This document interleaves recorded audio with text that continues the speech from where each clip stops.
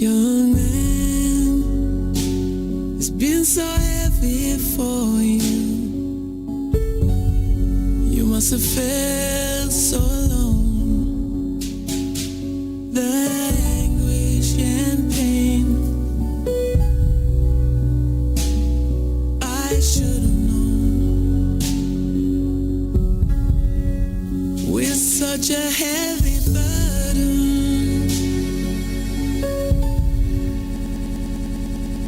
you had to carry all on your own. Forgive me, son, I should have known. So close your eyes and feel the light. You shine like a sun, shine like a sun, young gun. See how far you've come.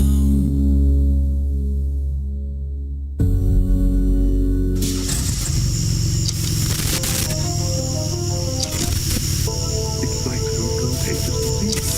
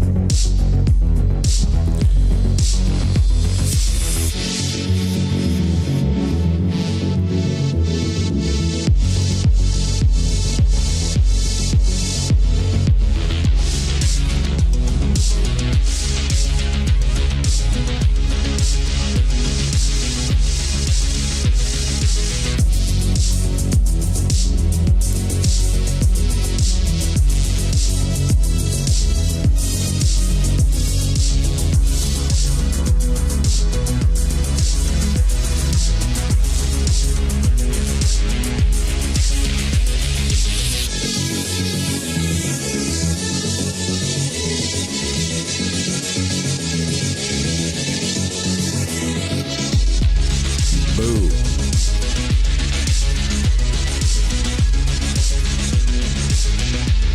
I think, yeah, all right.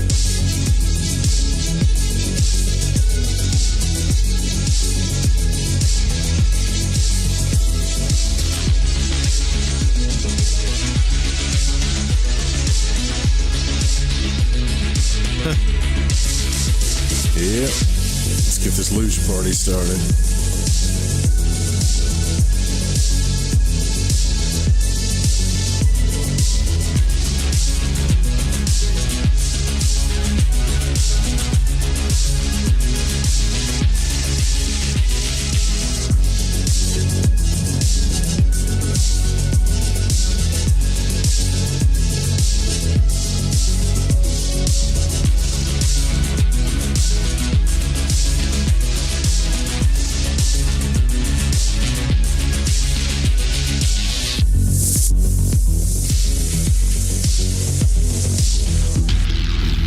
Say in your mind, say to yourself, I am more than my physical body. Because I am more than physical matter,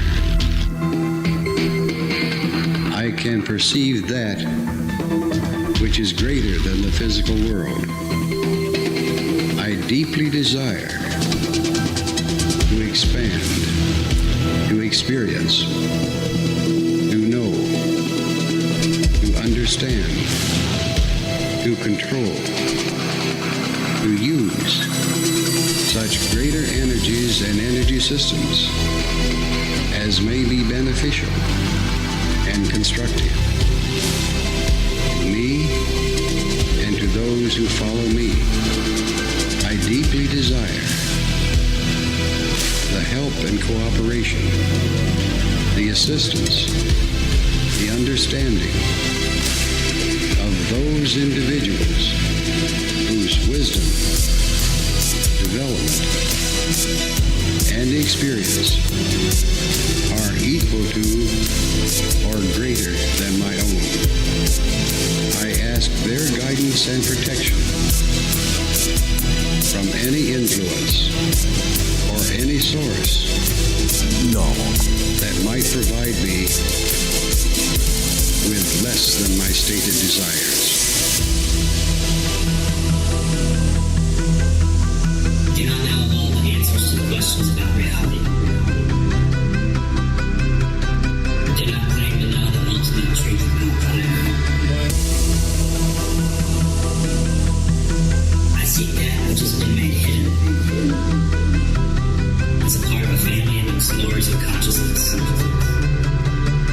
I am the void one.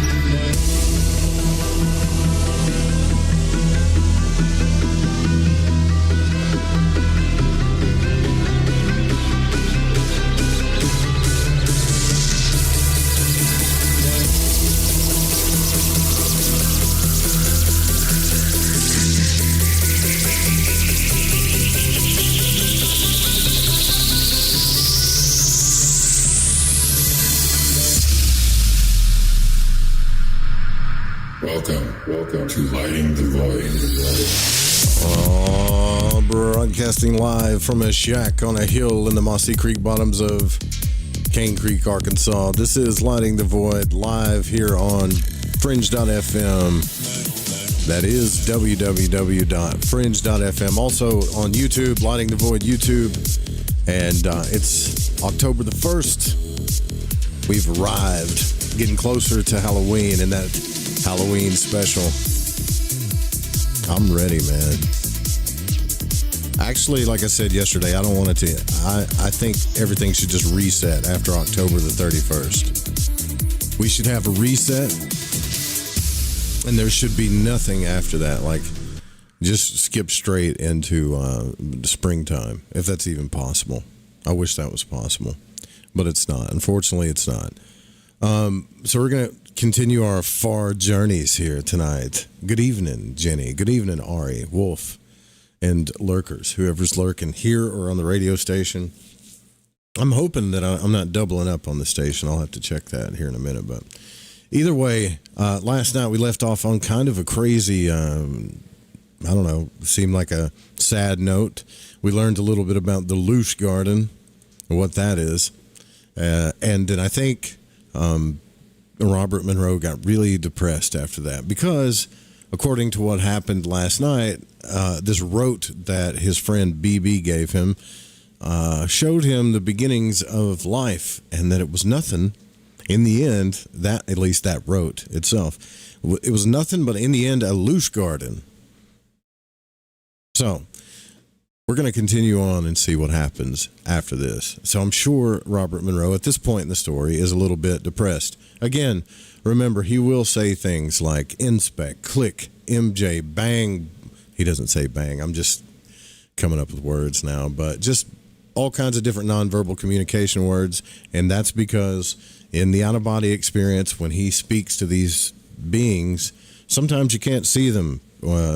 We don't really have a mouth to communicate with, or these types of things. So it's all like communicated through the mind. So he's using words like plied, rolled, words like that. I think most of us are picking up on it by now, though, aren't we? Especially things like click. So anytime you hear him say click, or I read the word click, that's like a conscious jump. And I still think it's crazy that that vibrate means show emotion. When he's like, I vibrated, that means I showed emotion.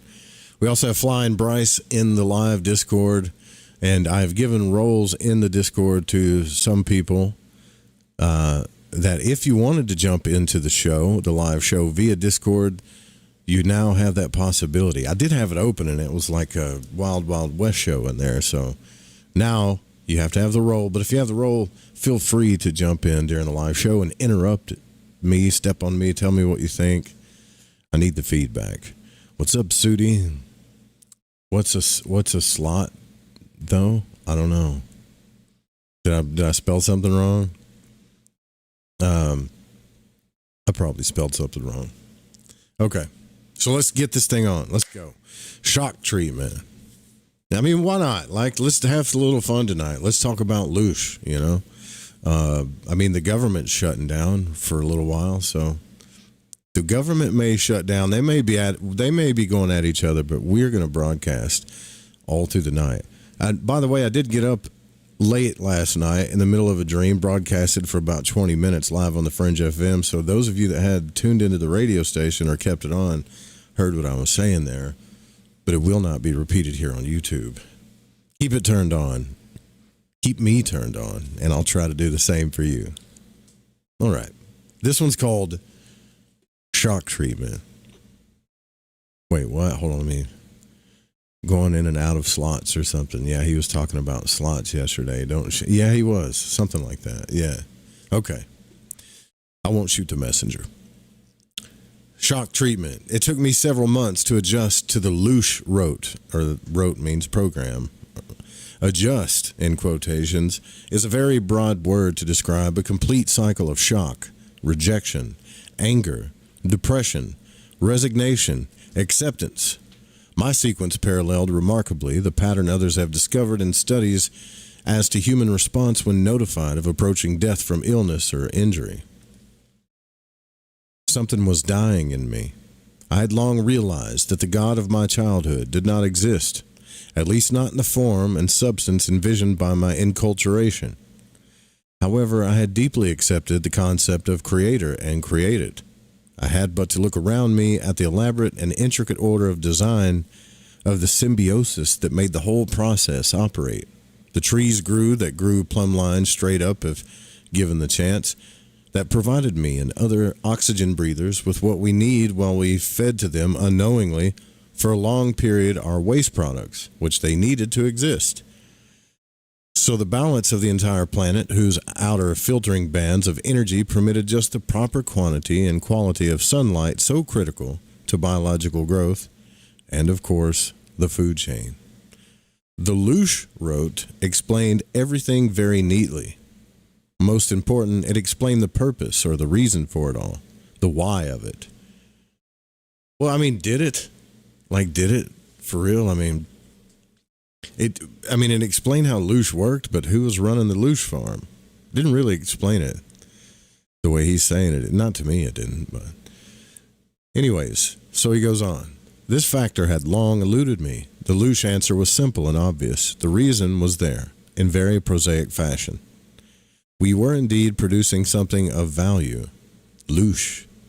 If one finally was able to get past the emotional barriers involved, it became hard even then to find holes in the general concept.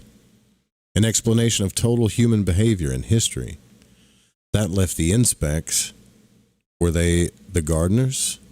Yeah, that's another question. Were these inspects or alien people he's talking to, were they like gardeners or something like that? Were they loosh collectors or the overseers? The question tantalized and tortured me for many weeks before I finally decided I must find out one way or another.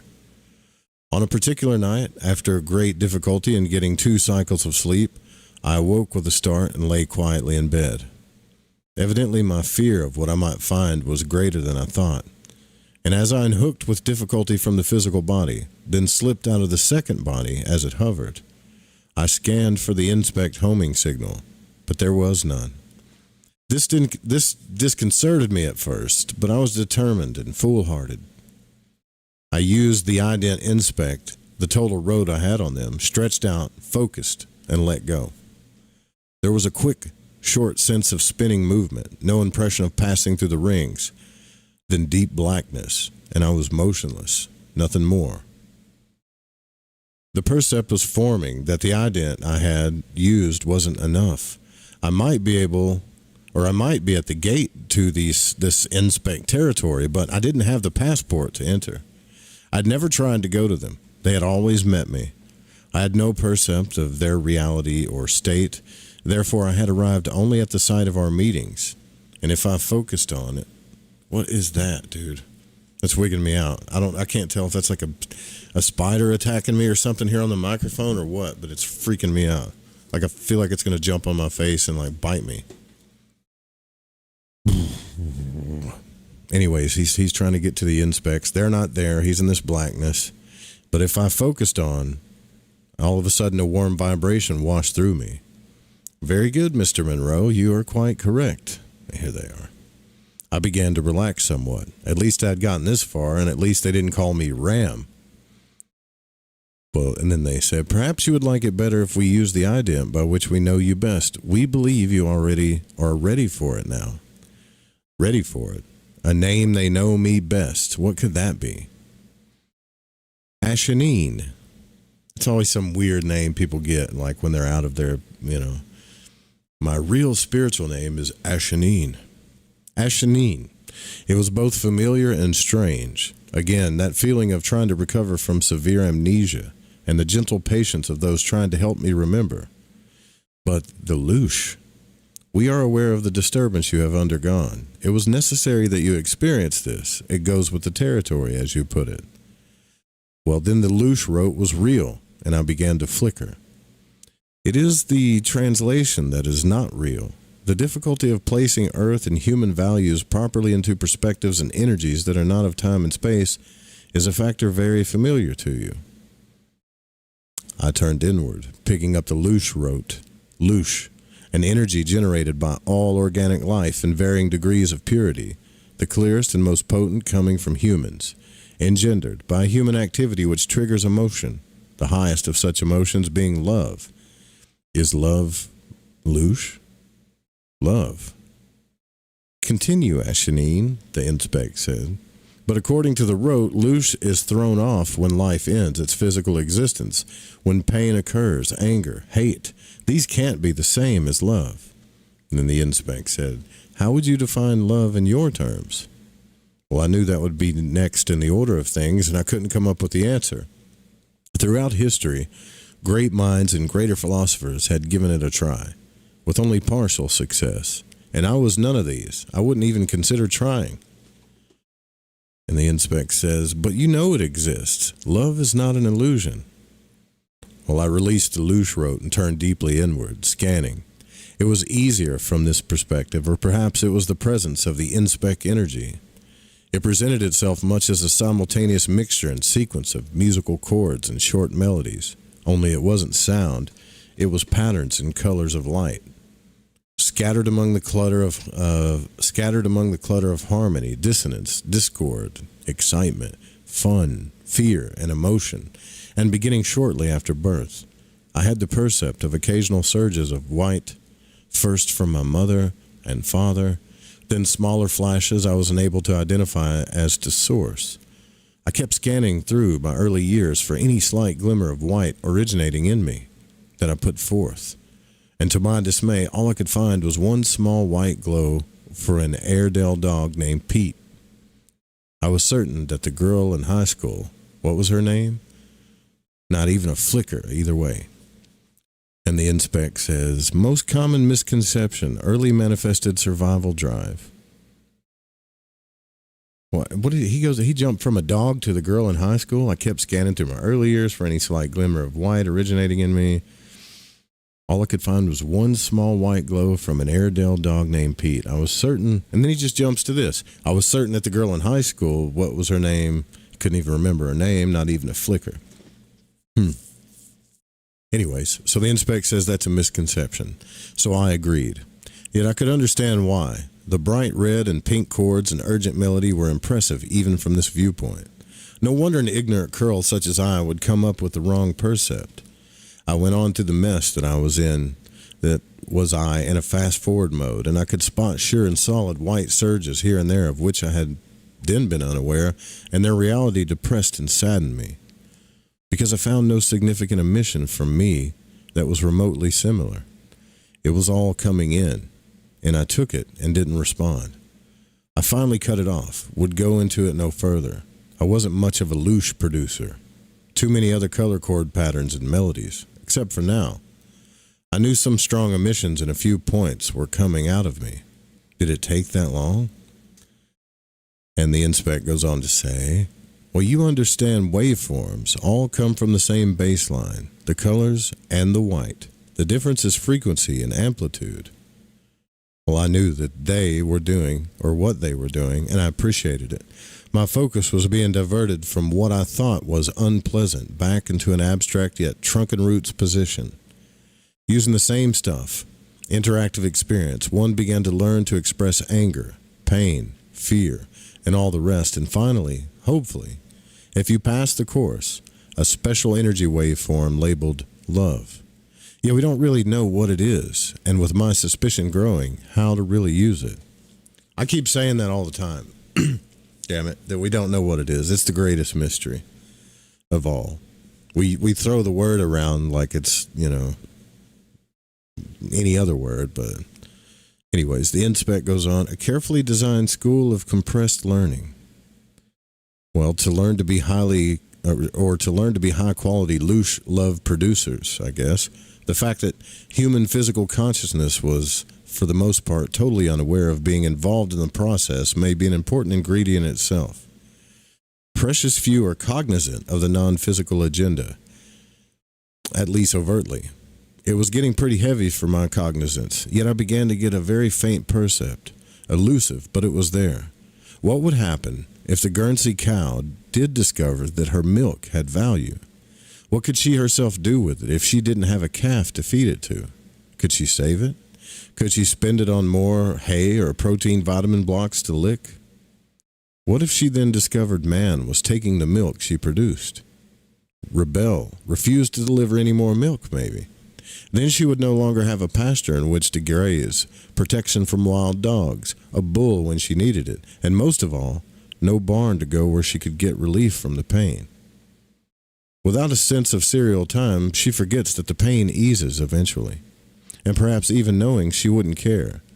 She wouldn't want to mess up a good thing. Therefore, who cares? Who would care? Then the inspect says, to use your term, you can't beat the machine.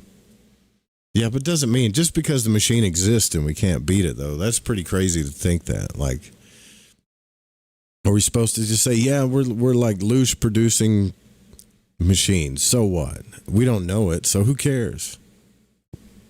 Does that sit with you right, Bryce? That don't sit with me right. I don't like it. Well, now the problem is now I know it. It's like, yeah, I don't like it.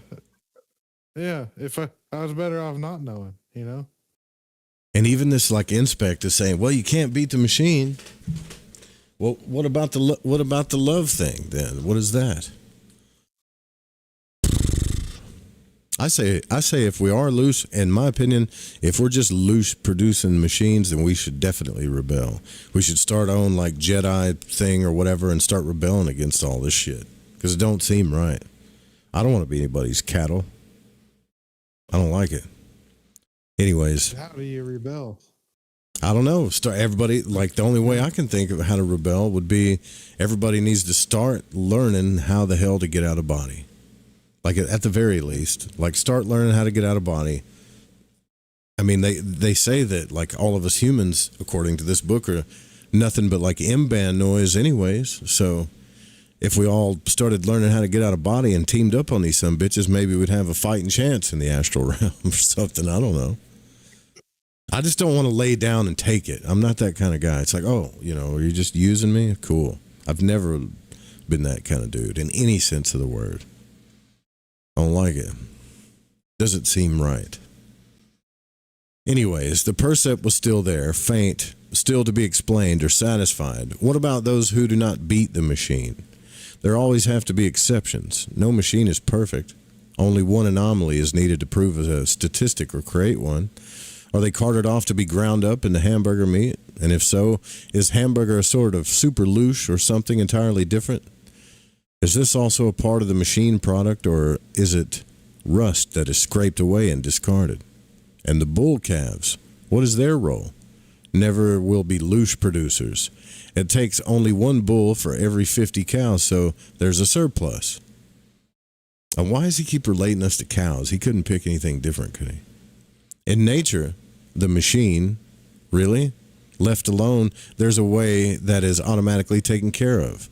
The impersonality of the prospect of dominance and predation is certainly not in the winning column. Hold it there. The percept is getting stronger. There would be no loose production without at least one bull. So he is an indirect loose producer, vital to the method. That would infer, so are grass, hay, water, minerals, and the rest. And then the inspect says, remember your waveforms, beat frequencies you like so much. Well, let's see here. If a smart transmitter propagates certain waves, they can resonate with other related vibrations of like kind to form a multiple pattern, which if thought of as light, would be, well, white. So in of itself, you don't have to be the end product antenna or transducer, just one of the oscillators.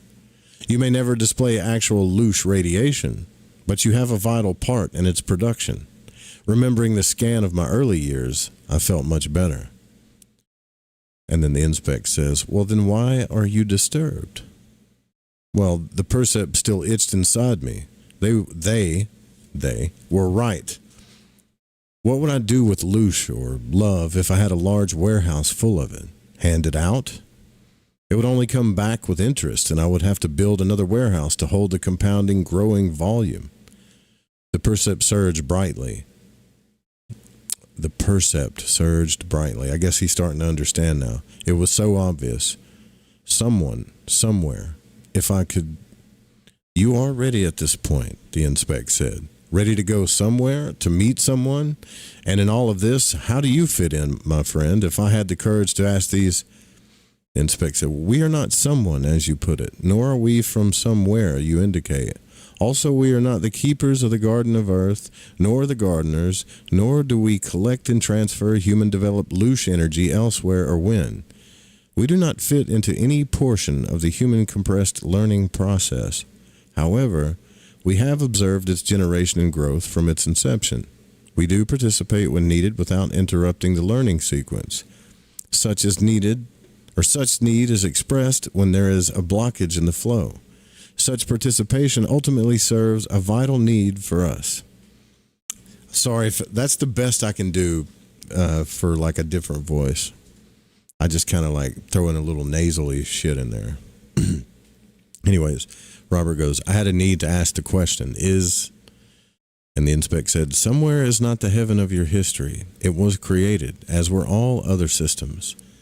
So he was about to ask, is heaven the place we call heaven, this somewhere that this rote keeps talking about? And then the inspect interrupted him and said, no, this somewhere is not the heaven that you talk about. Heaven, or whatever you call it, was created, as were all the other systems. Well, then someone, and then he interrupts him again, someone is a creator who was created. You are a creator who was created. Each of you does carry a small rote, as you call it, of someone who created you. Through that rote of someone, your creator, you carry a percept of the creator who created someone. Wait a minute. You are a creator who was created. I get that.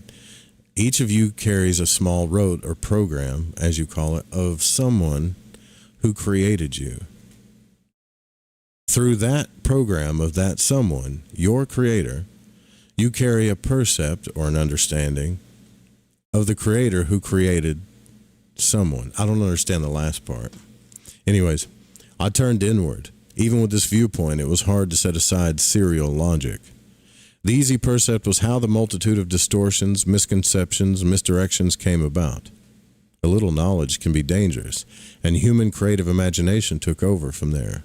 If there had not been a someone, that's right, then humans would not exist, the inspect said. Well, I went over the idea of loosh or love. It must be quite a place to handle that much loosh, this somewhere. It would fall neatly into many concepts of heaven. I grew wistful. Maybe we could go just to the edge of this somewhere so I could get a feel of the place or state where there was so much love. Surely near it, but not in it, just to observe from a distance. It would answer so much. And then the inspect says, that is not too much to ask, Mr. Monroe. We can arrange it. Now close tightly. Click. Click. Oh, yeah, here's the, let me, so we're quantum jumping again. Even closed tightly, the radiation was so strong that it was nearly unbearable. I felt as if sweat were pouring off of me. I was melting, but it wasn't heat, and I began to have, with great racking sobs, I began to heave with great racking sobs, and I couldn't understand why. Then the radiation eased, and I opened a little. There was a form between me and the radiation shielding me, and I could perceive a corona effect all around the form from the radiation beyond. It reminded me deeply of religious paintings I had seen, only this was live and in something far different from pigmented color. This is as close as you can tolerate. We are diverting most of the effective energy patterns, which are in themselves only the random residue, the leakage, as you might call it, from the fundamental. Focus through us rather than the outer rim. It will help. With great difficulty, I narrowed and held on the center of the form, and I began to cool and calm down. Slowly, my rationale and observing self began to emerge again, dominating the overwhelming emotional surge that had enveloped me. It was as if I perceived through a darkly tinted window, and I had to work continually to keep the emotion below the threshold level. The wondrous and brilliant joy, awe, reverence, melded into one, yet with flashes of each sparking momentarily, all coursing through me as I responded to the radiation, unable to prevent it and barely keeping it under control. This would most emphatically be the ultimate heaven, the final home. The inspect says, observe more carefully. You are capable of doing so. I looked through the smoked glass shield that was my inspect friend, and I was grateful. For I knew if I responded to this degree from just the reflection, the leakage or the full force of the radiation would have shattered me. I was not ready for it. If this was the percept from the distant edge, there, in the long view, was a radiant living form of incredible size. My first percept, that of a tall, standing humanoid, arms outstretched in front, palms upward.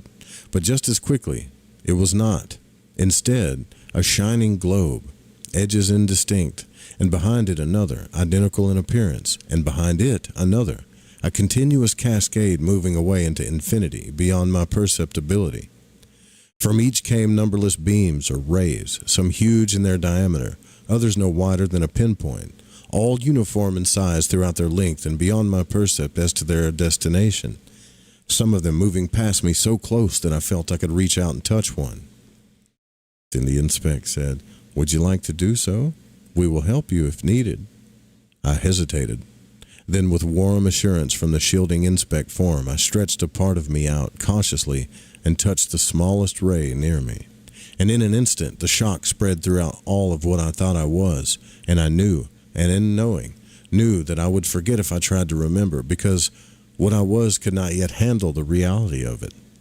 Yet I never again would be the same even without remembering, except that it occurred, and the indescribable joy of knowing only that it did take place and the echoes would reverberate in me throughout eternity. Whatever my eternity was, gently. I felt myself being detached from the ray, and I collapsed behind the shielding form of my inspect friend.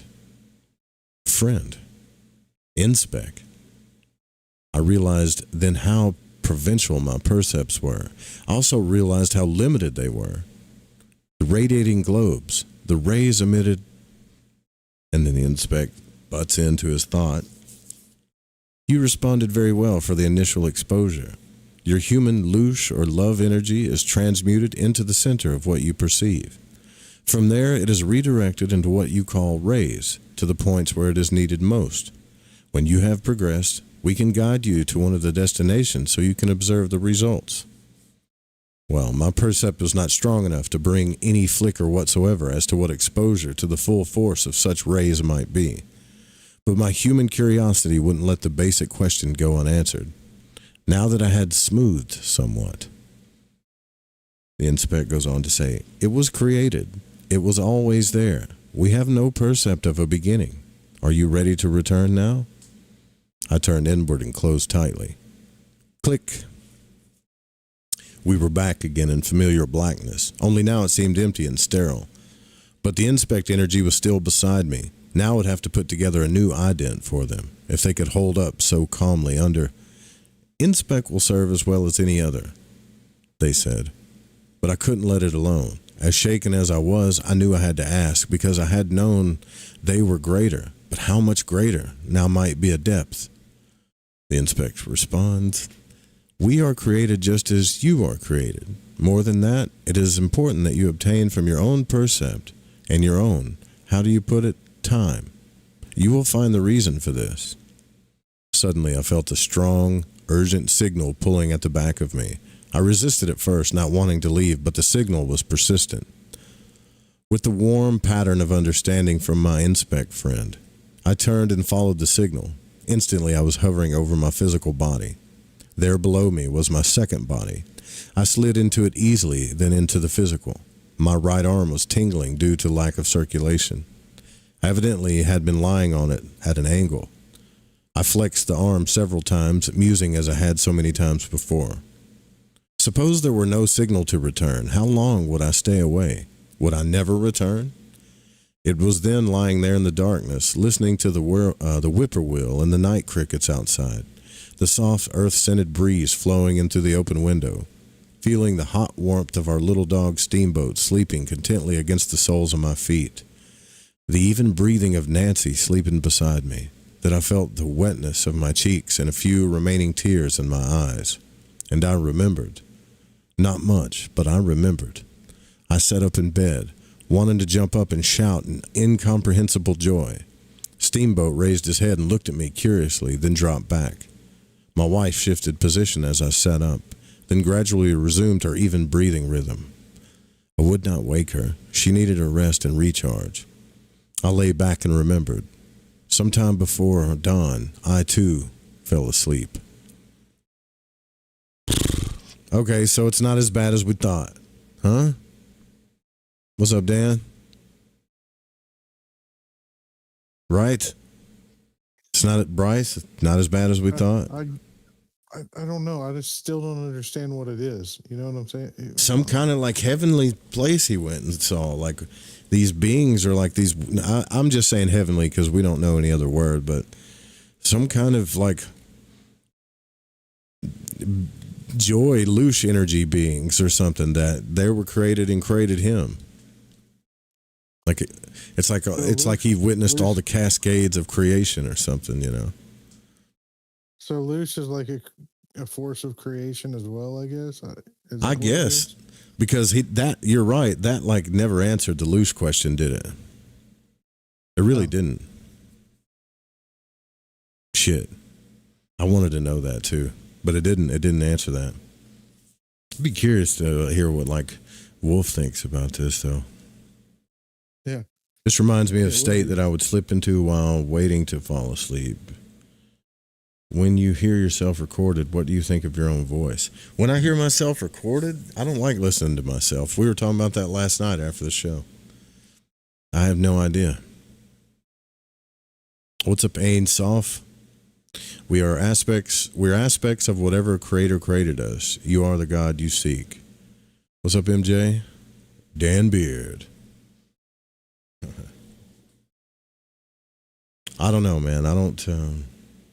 I have listened to my, like, I'll be honest with you. I have listened to my own meditation sometimes when I need to relax from, like, being anxious and stuff. It soothes me pretty good. But I'm kind of used to this kind of voice because we all talk this way around here where I live. Uh-oh. I just opened the program. I didn't mean to. Wolf, what do you think, man? Are you happier now, or does that even sound real? A bit happier, yeah. I mean, he didn't really describe what Lush was, but when he said about the creator creating, it suggested that we have a kind of divine spark. That was kind of what I got from it. But still, we don't really know what Lush is. Yeah, it's kind of like they went around the whole thing. Well, let's not worry about the Lush farming, and let me go show you this heavenly place. Yeah. It could have been a hat trick, right? Yeah, for sure. I don't know, man. I don't know what else to think about it.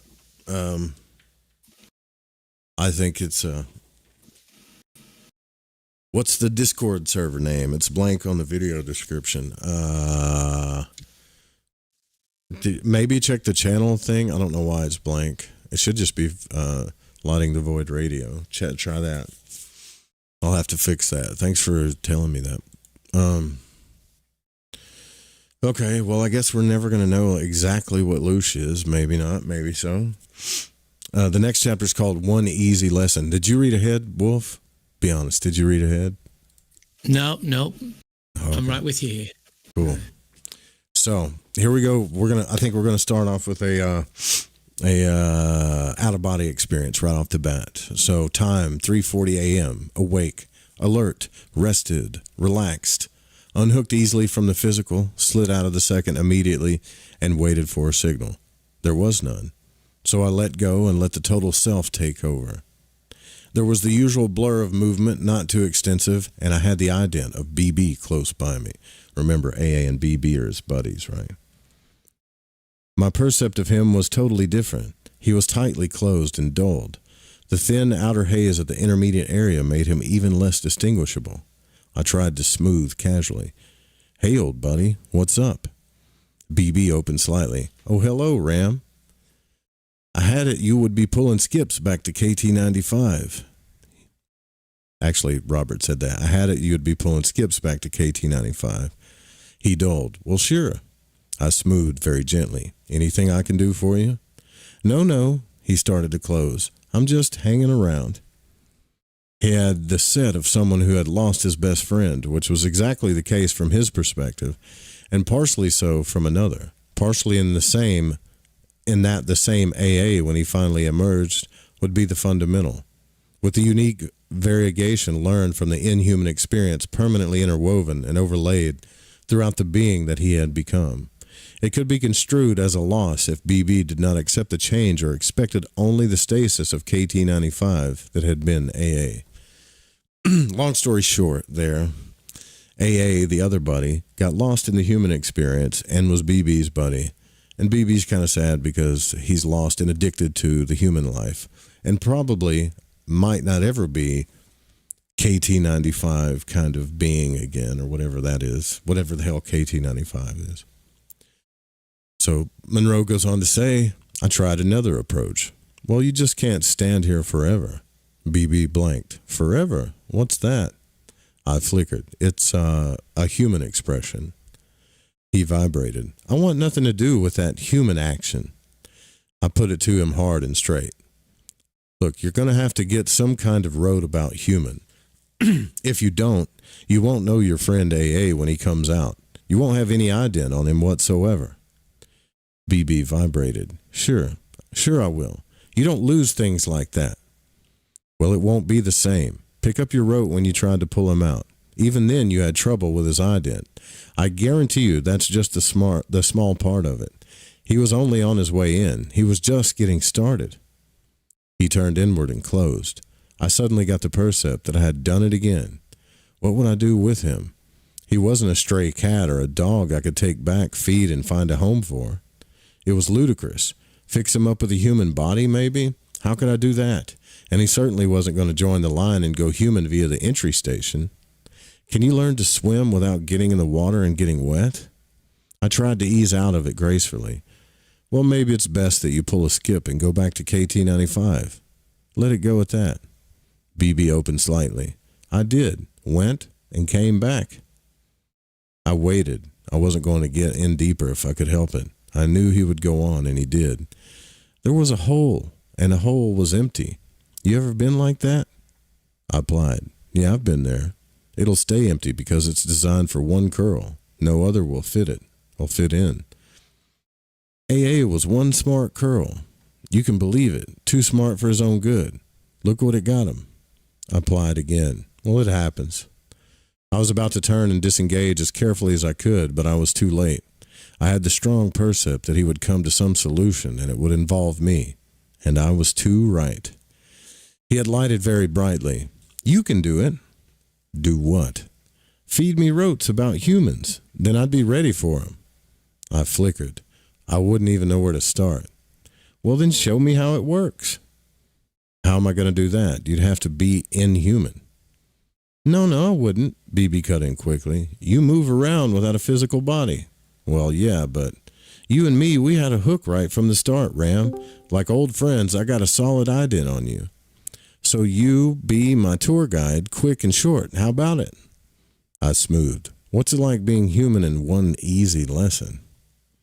He lighted more. That's it. That was it, all right. No quite the blind leading the blind, but close. All I could do was give him a skim over, and what I did have the basics, and what I did have as the basics show him. Yes, show. That ought to make it clear. I opened. All right, the main thing about being in a human body is survival. That's the biggest percept of all. It drowns out about everything else for most humans. He blanked. What's survival? Well, staying alive. Well, what kind of problem is that? You're alive, you stay alive. I smoothed. If you're in a physical body, the imprint comes up for most to mean stay alive in a physical body or no more. They use most of their energy trying to survive one way or another. That's the cause of virtually all human problems. The drive for survival is so strong that it messes up everything. End of lesson. BB rolled. Come on, that's the wildest road I've ever had thrown at me. It's not so funny if you're in it, though. You believe it is real and nothing else. He continued to roll, and I realized there was only one way he just might get the idea. Show him. Take him down on the beach and watch the swimmers. All right, come on, follow my ident. BB slided. Sure, Ram. I turned, did a half roll, and dove through the rings, the conscious rings, remember that, dove through the rings with my new KT-95 friend close behind me. Never mind the big centers, get down to the basics. That would be back from civilization, outlying physical areas, middle of Asia. Yeah, that would do it. I pulled to a stop just over a bleak hill with a ragged forest down on one side. A man was crouched in the edge of the forest. BB was beside me, and I turned his focus on the man. What looked to be a small deer was grazing in the grass not far from the man. The man raised a gun, took aim, and fired. The deer fell, twitching its legs, and the man ran forward, pulled the deer's head back, and slashed its throat with a knife. Blood gushed from out the deer's throat, and it finally went limp. The man hoisted the deer over his shoulder and moved along the edge of the woods in the direction of a stone hut. We followed as BB pushed me. That human, he killed that other being. I replied, Yep. Well, why'd he do that? Not much survival going on here or there. Well, not for the deer. That's the other one, the animal. Well, the other being. The human needs the body of the deer. BB blanked. What would he want with that? He's already got a body. I smoothed. Here it comes. Well, to survive, he needs it to eat. Eat? What's eat? He puts it in his own physical body to give it energy to survive so he can stay alive. That's what we ident eating. The other being, the deer, it didn't survive or stay alive physically. I got a good percept of the energy leaving it. One easy lesson. Well, humans are what we ident as the dominant species, or beings alive here. They're at the top of what we call the food chain, and food is what we call the stuff that we eat. Little species get eaten by bigger species, which in turn get eaten by bigger species until you get up to the human. He isn't the biggest, but he's the smartest, and that's why he's the dominant species. He eats about everything that he grows. BB was turned inward and flickering as we followed the man to the stone hut. The man shifted the deer carcass off his shoulder and hung its head down on a rack outside the high-draped doorway. Then he went inside. BB flickered. Isn't he going to eat it? Well, he will later. It has to cure a little first. Let the blood drain out of it. Want to go inside? He didn't really have a choice as I led him through the stone wall. Inside, there was a small fire burning in the center of an earthen floor. Around the fire were 3 persons, a woman and 2 small children. The woman was stirring a pot hung over the fire. The two... Now, dude, this is trippy, man. Like, you ever think that, man, I wonder if there's any, like, astral beings just watching me do shit. Well, not only is there a being that's not ever been physical watching these people do something, Robert Monroe's out of body with that being watching these people do something. Think about that just for a little bit. The woman was stirring a pot hung over the fire, the two children watching hungrily. The man sat down and joined them, took off his heavy coat, and accepted the bowl the woman handed him. He started to eat, using his fingers to pull the pieces of food from the bowl and sipping from its rim. BB pushed at me urgently. What was that he did? Well, right now he's eating. He's taking pieces of food and putting them into his body. And the little stuff, he just pours it in.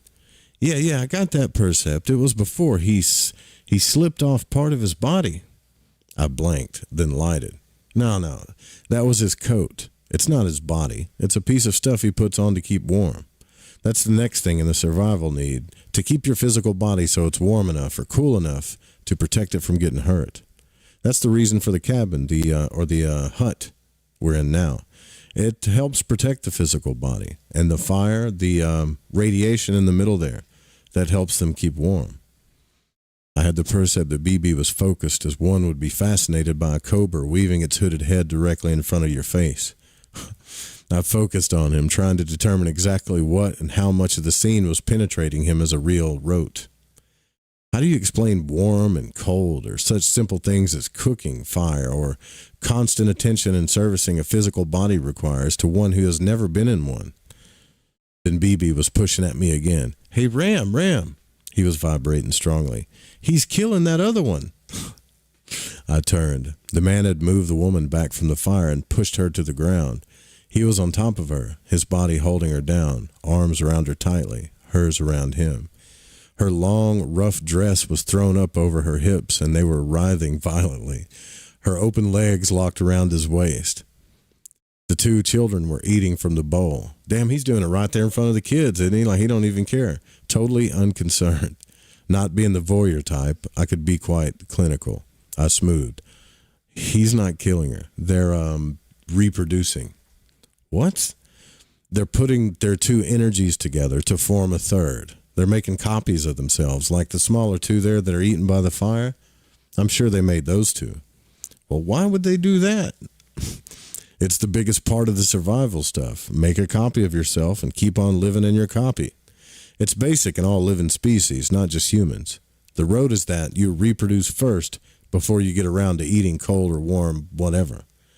But they already made two. That's a sort of guarantee that at least one will survive to make more copies. If those two young new ones die or get killed before they make copies, then the third they're making right now might live long enough to get copies made. BB flickered. Why would they die, or how would they get killed?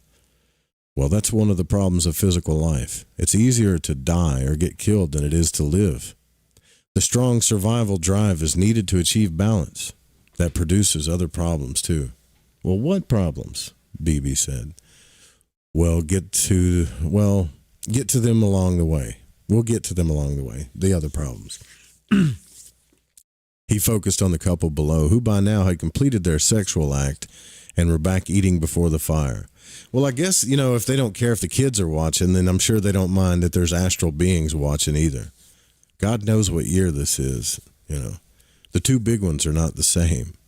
Humans, but different. Run the rope when you get caught up with AA. He wanted to go back and be a female, remember? Then the next time around, he had been a female.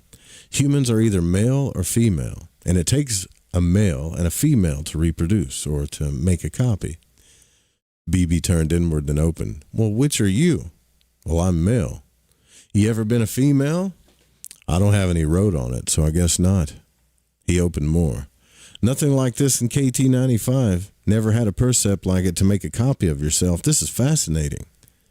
I cut in. Well, it's not exactly a copy of yourself. It's a physical mix of the two, and you hope it might be a copy of you, but it never really turns out that way. It's just a physical vehicle.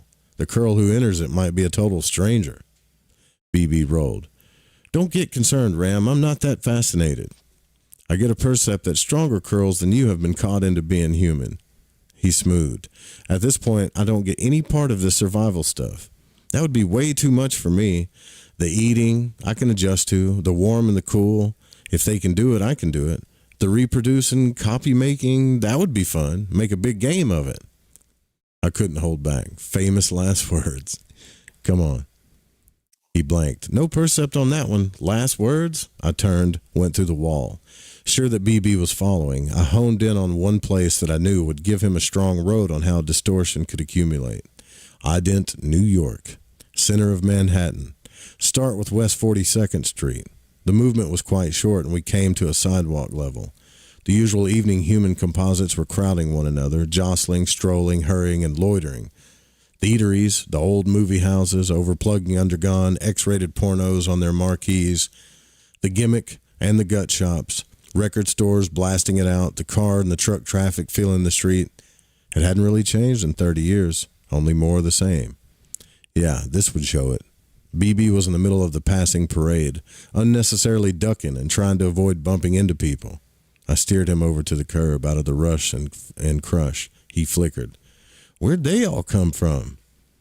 Crossroads of the world, they used to call it. Come from everywhere. Lots of them live nearby.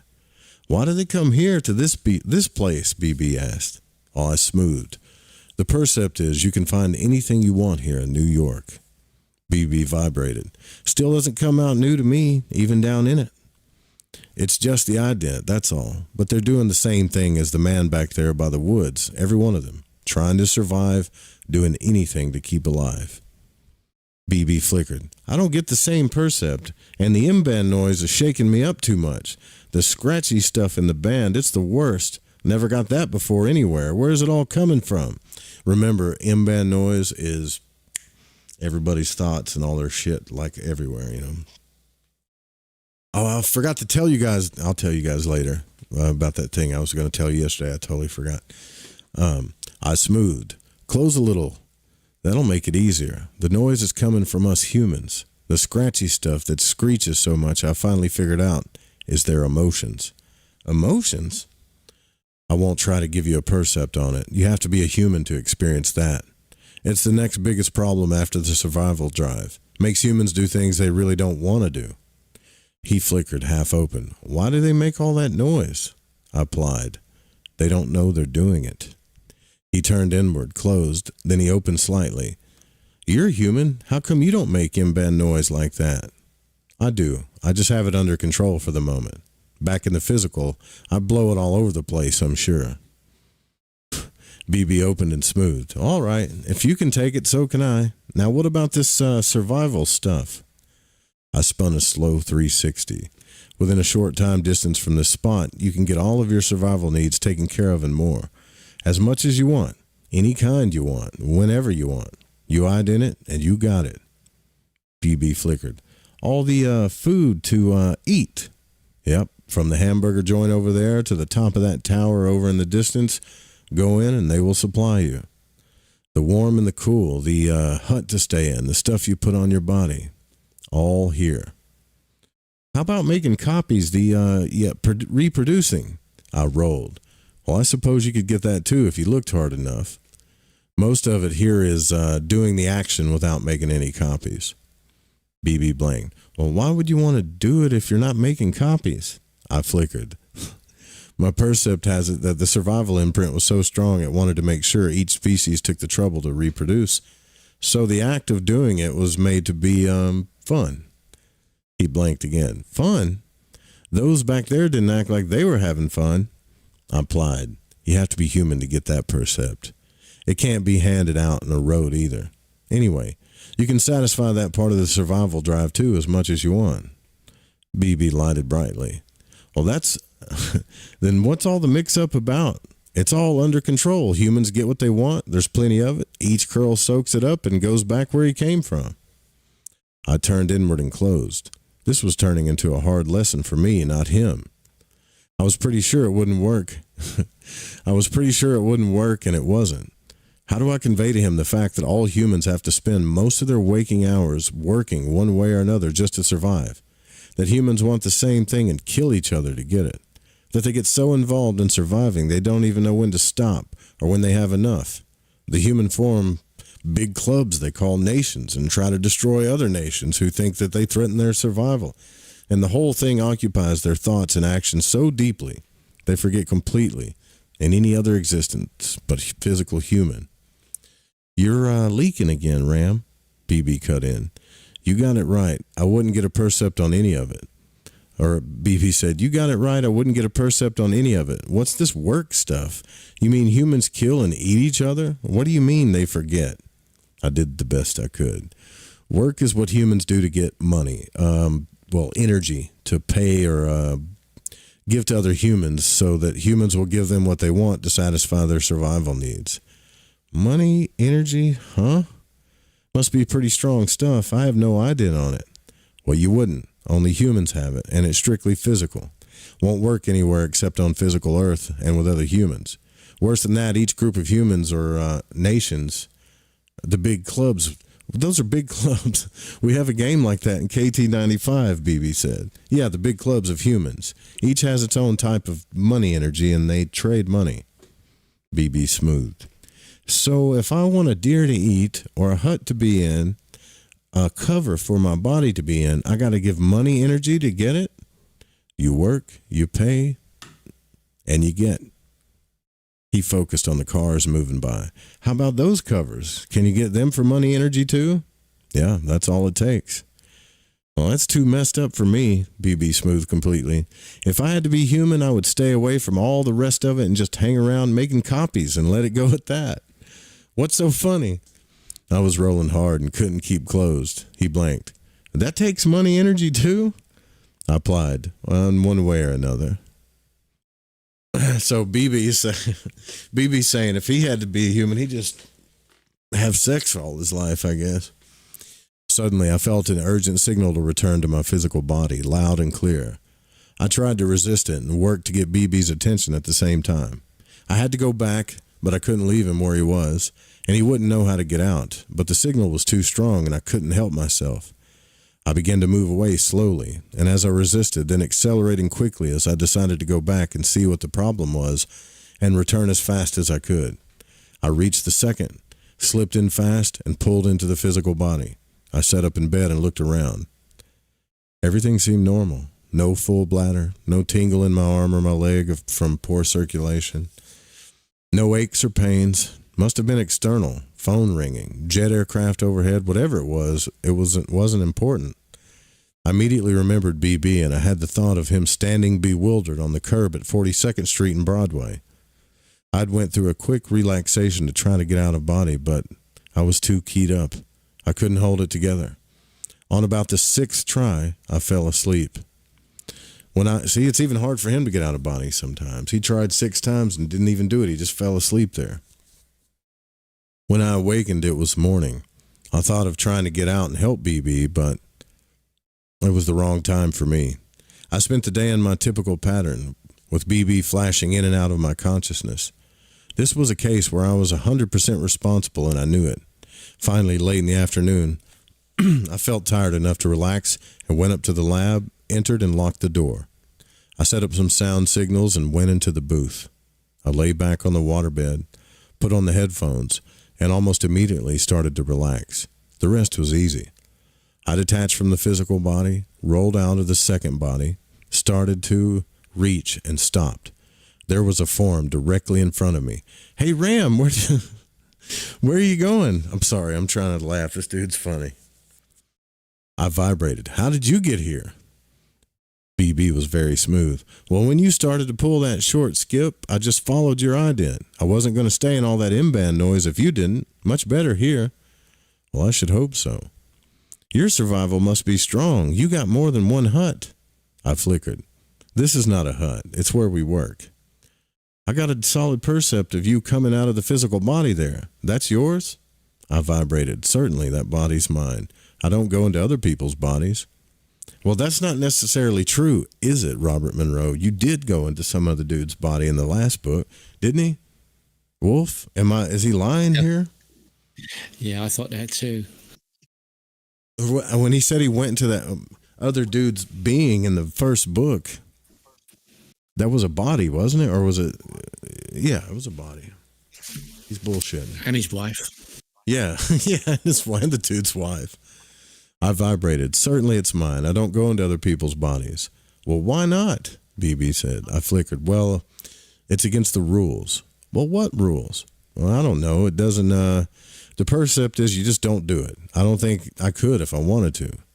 You do a lot of turning and twisting when you come out, you know, I plied. I don't have a percept from outside watching me in action. We do much of the same back in KT95 in a game we play. Gets us in and out of the system over us. Hey, what are all those curls doing in that big hut over there? I vibrated. You didn't go over there, did you? BB smooth. I just hung around a little. Couldn't get your attention, so I had to do something. I tossed a couple of rotes to one or two. They were glad to get them. What they doing? What are they doing? They're trying to break the survival habit and to relearn what they forgot. It's a school. I don't get any percept. You need a school to do that. I turned. You need the rest of your one easy lesson. I reached and stretched, headed for the lowest of the cycling rings, those conscious rings, staying out of the phase with the physical. This was the part that was the rough stuff, but I was sure we would be ignored and unmolested if we stayed just on the upper fringes. I didn't look forward to it.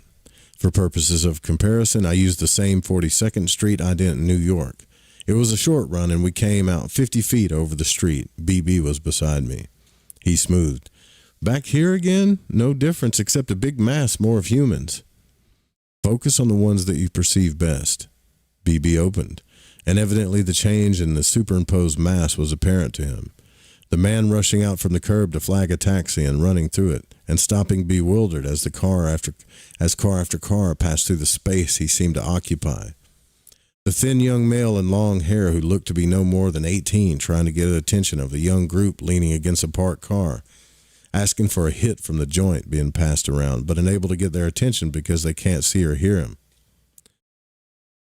The burly policeman in full uniform, swinging his nightstick, strolling along the storefronts, totally unaware that he is unobserved. The smartly dressed woman of intermittent age, trying to find a coin for a newspaper in her purse as she unknowingly walks through the side of a nearby building. The older man trying to buy the offerings of two young hookers standing by a doorway leading upstairs, angry because they don't know he exists. Watches as a physical man steps up, waves a double sawbuck and one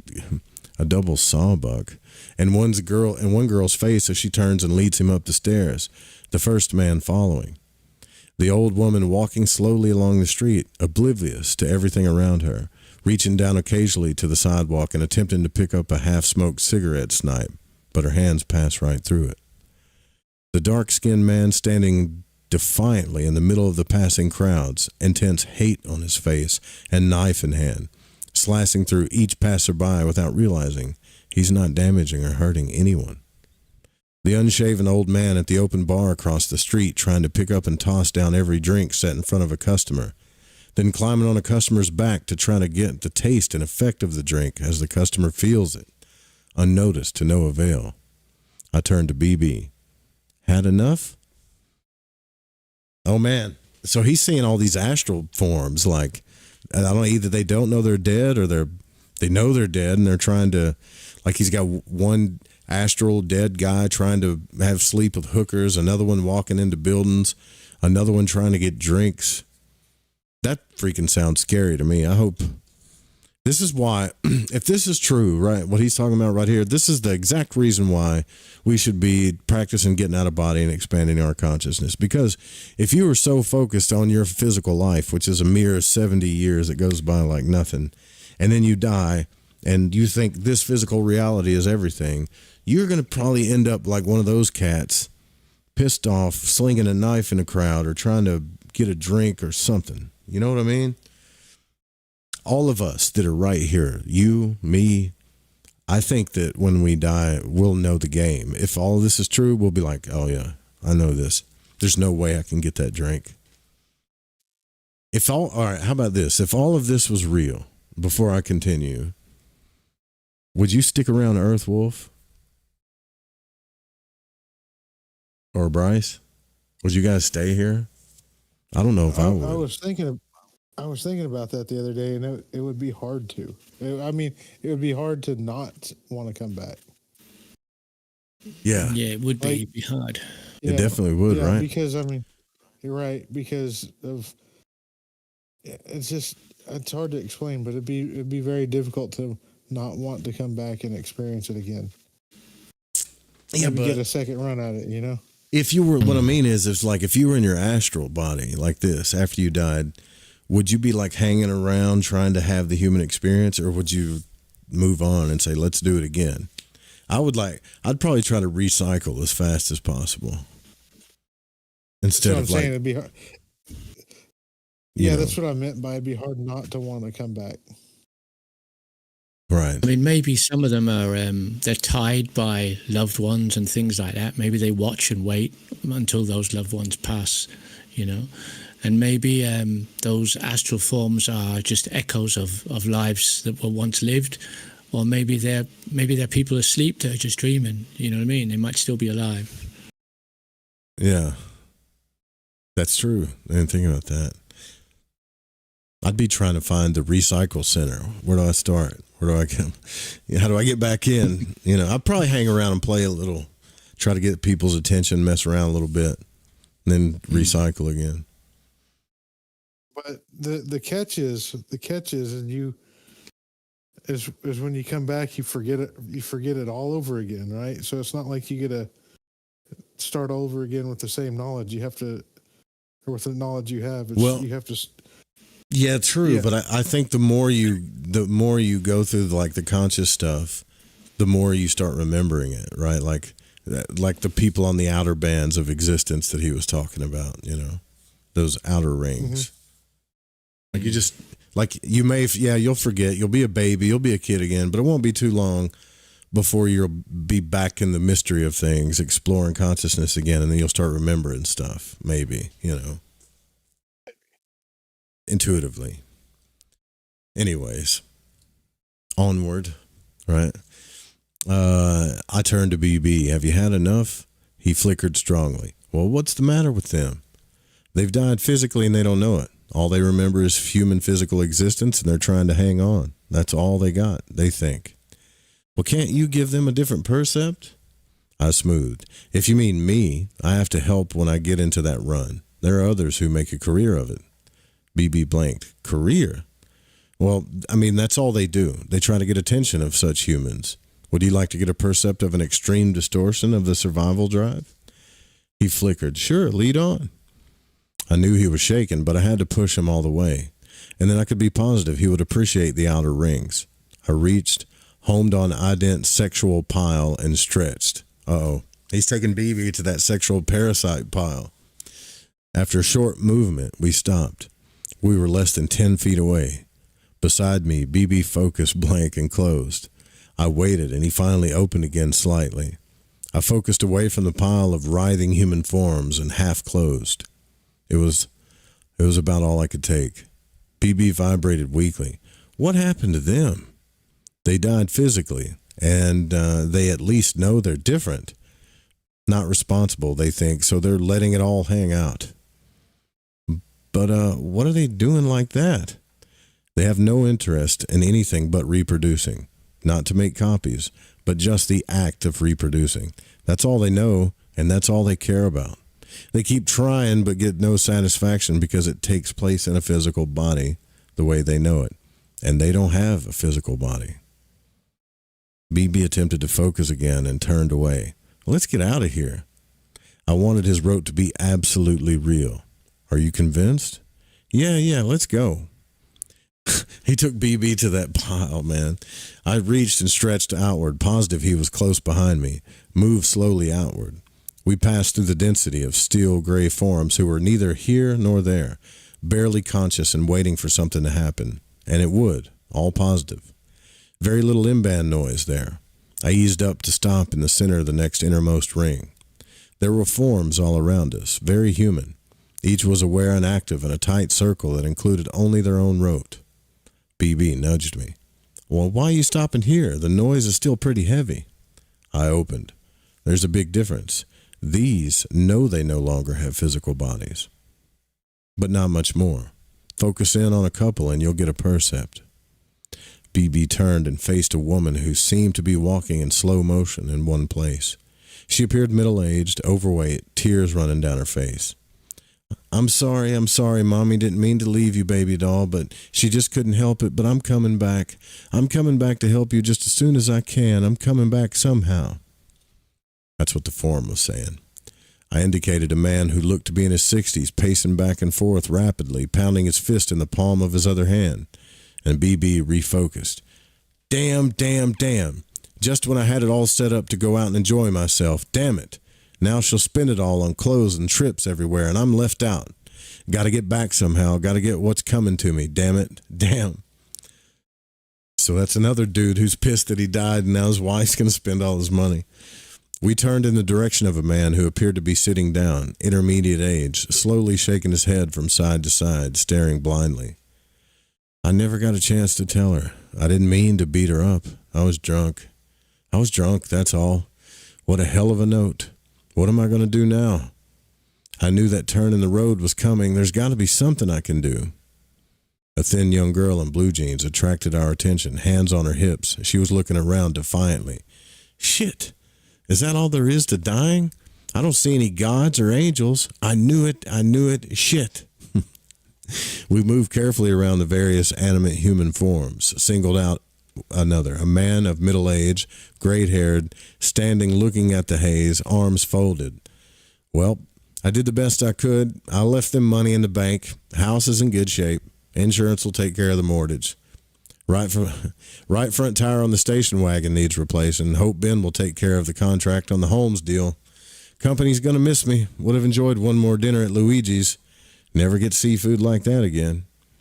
BB swung to me. Now, he's closed up tight. We can't reach him. I replied. Well, go ahead and try. He moved directly in front of the man, tossing small rotes at the man's face. Each time the man waved his hands as if he were brushing a persistent fly off his nose.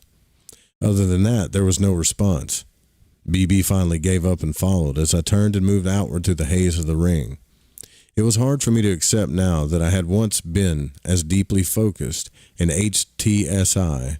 I just call that human life. But I was sure it was so. If my road of it was there, it was deeply covered over. I like to think I released it, of course. One more stop before we reached the null point should do it. And when the haze began to lessen somewhat, I came to a stop. A woman was standing amid what seemed to be a jagged rock outcrop. She was aware of us immediately and began to scream. BB started to back away. The woman came at us, waving her arms. You stay away from me, you spawn of the devil. I was a sinner, but I didn't sin any more than everyone else, I tell you. You can't take me to hell, because I'm a good woman. You go after those harlots down on Front Street. She stopped abruptly, sank to her knees, head bowed, sobbing.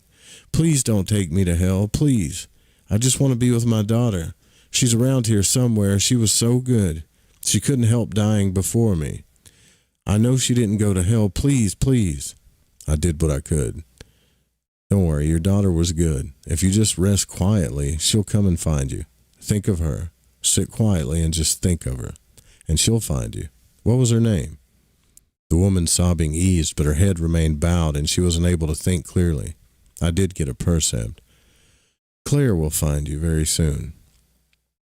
The woman slowly raised her head, eyes open in wonder as I turned and led BB further outward through the haze. BB came beside me. You sure swung that one, Ram. I replied, as beginner's luck. He blinked. What's? Just more human stuff. Come on. Sometimes my navigation wasn't as good as I would like to be, or I'd like it to be. We finally broke through the haze and into a cleared area. This was my intended stopping point.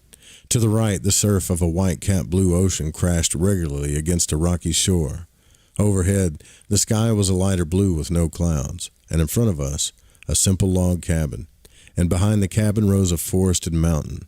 It could be either Maine or California, but it wasn't. It wasn't anything. Hey, why are we stopping? BB cut in. I didn't Charlie, a friend of mine. Try it.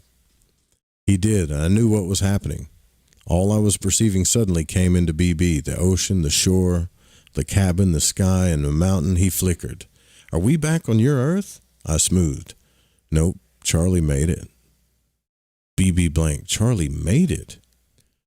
He likes to be reminded of his favorite physical place, so he made a copy. He can do that? Yeah, it's like a rote almost. The door of the cabin opened and Charlie came out. He was his usual short, rounded-bodied, round-faced self wearing his usual plaid shirt.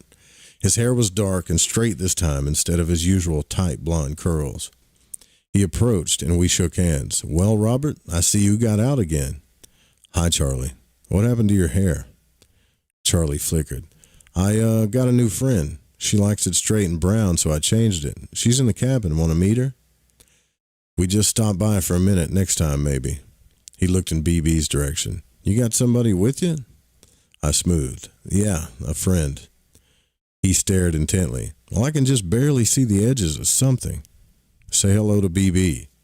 Charlie looked dubious. I can't see you, but hello, BB. Welcome to Fantasyland. BB flickered. Hello, Charlie.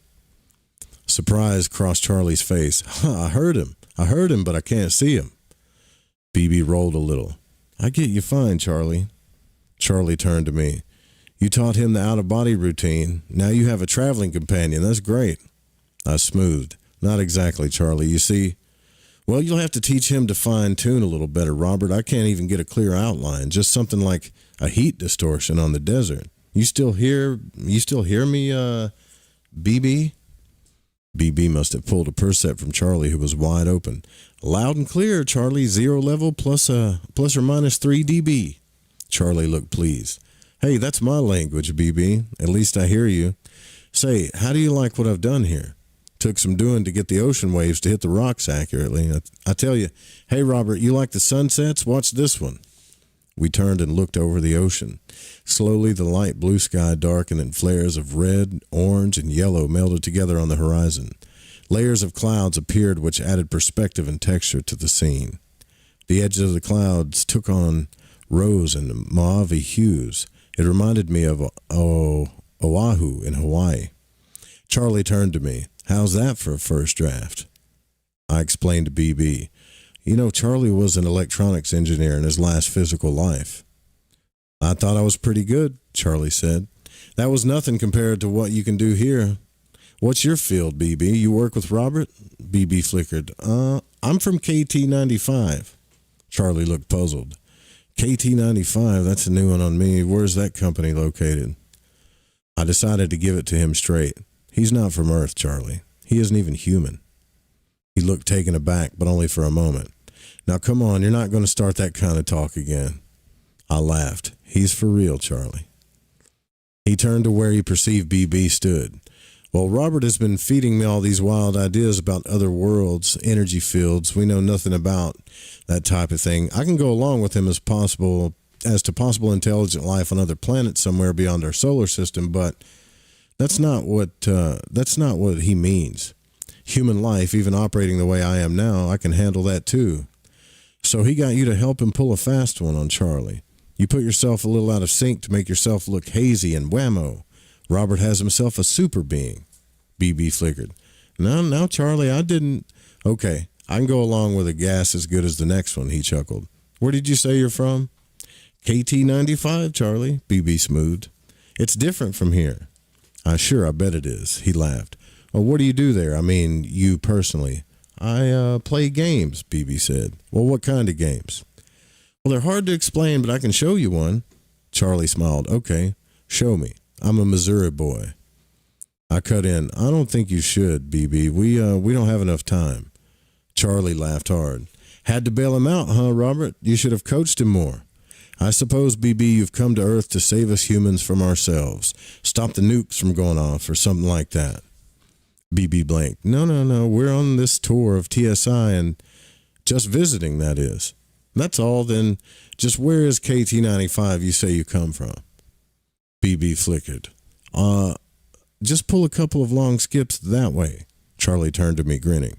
Nice try, Robert. I appreciate all the trouble you and BB took to dream it up. Bring me a little hard data and I'll believe you. I smiled. I'll keep trying. We have to leave now. Thanks for your hospitality. I liked your sunset. Charlie and I shook hands and he turned to BB. Come back and visit, BB. You don't have to wait for Robert to bring you. BB vibrated. I don't? Yeah, come whenever you feel like it. Next time you won't have to detune. Then I can see you better.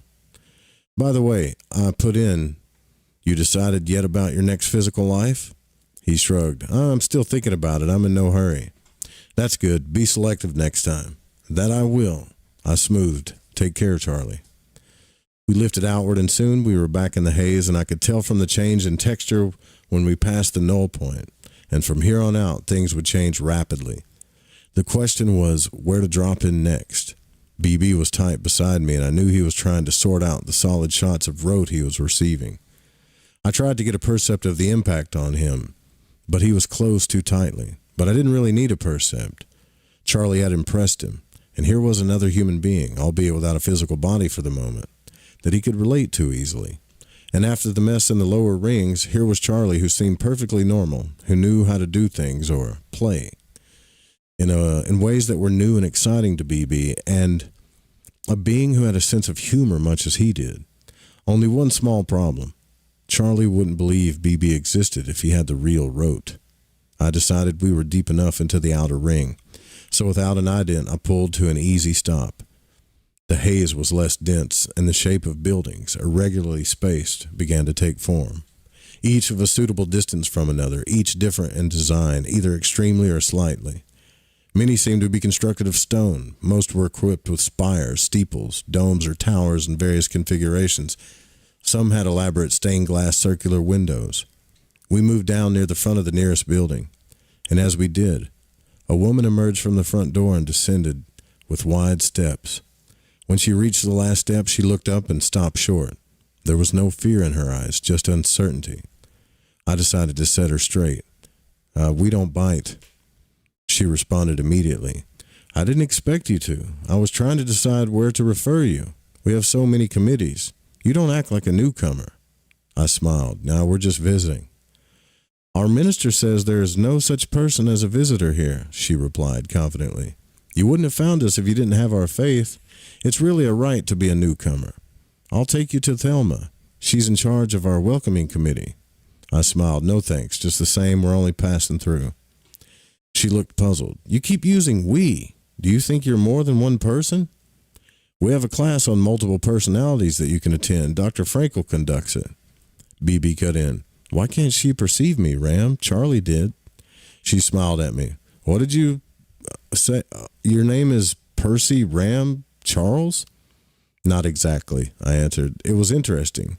She was mixing BB's radiation with mine to fit her percept. This is a long-ass chapter of him like touring BB around, trying to show him about the human experience. Isn't it wonderful now, or to know really how you have everlasting life? She stretched her arms outward from her side. Oh, I remember so well how I felt when I died and they brought me here. How I harbored little secret doubts, and I do understand how you feel. Sunday school and the reindoctrination classes will clear those up for you. Don't worry. It's just unusual that you arrived here on your own. I had to ask it for BB's sake. He was focused very intently on what was taking place. Then this isn't heaven. This isn't where God is? She laughed lightly. That's exactly what I asked when I was a newcomer. Don't be disappointed. We're only at the gates of heaven. Our minister, Dr. Fortune, preaches sermons about it every Sunday. I must confess they're quite different from the ones Reverend Wilson used to preach back when I was living physically in Lexington. Are you going back? She frowned. You mean back into physical life? I smoothed. I guess that's what I mean. She was thoughtful for a moment. I don't know. Dr. Fortune has sermons about it. He says when you leave here, you can go back again or you can go somewhere else. BB cut in. You get that, Ram? This Fortune Curl found himself a solid percept. I turned to BB. That's right. The woman was staring at me. You mumble your words, don't you? Yeah, I didn't think Dr. Fortune perception is right. But he's a man, not a girl. I persisted. Then people do leave here. She smiled. Oh, yeah, we lose several of our congregation every Sunday. Dr. Fortune says it's all right. Well, what happens to them, do you know? Well, they get up after service and walk out the front door ahead of everyone else. And after that, we just don't see them again. They're gone when the rest of us leave. It's a ritual our church conducts here. I took it as far as I could. Well, do they finally go to heaven? She was very open and clear. Well, most of our congregation think so. Dr. Fortune is ambivalent about it. At the close of each service, he issues something like the call that the Reverend Wilson did back in physical life. People get up, walk down to the front of the church, and there he says something to them the rest of us can't hear. Then we sing a hymn, and they march out. What do you think? Wonder where the hell they're going. What do you yourself think where they're going? She hesitated. Well, I don't know. Things are so different here from what I expected, and I've learned so much. I just haven't made up my mind. Then she laughed. But you're asking me questions. The welcoming committee are the people you need. I'll take you over to... Wait a minute. Where are you going? Well, we got to leave now. I called out to her as we moved upward. See you in heaven, I hope. She stood and gazed in the wonderment as we moved out, and I finally lost her in the haze. I've often been curious as to her reporting of our visit, if she did. Like, did she go tell him she saw somebody? We moved slowly as I tried to plan a suitable stop for the last part of the lesson. I was glossing and skipping over so much that I was unsure as to the value of the entire trip. This was no job for a neophyte, and I certainly was just that when it came to quick, easy lessons. I was still too human myself. BB gave me the answer when he pushed at me. Hey, Ram, are we going to heaven now? I rolled a little and smoothed. Not yet. I have the percept I couldn't if I wanted to.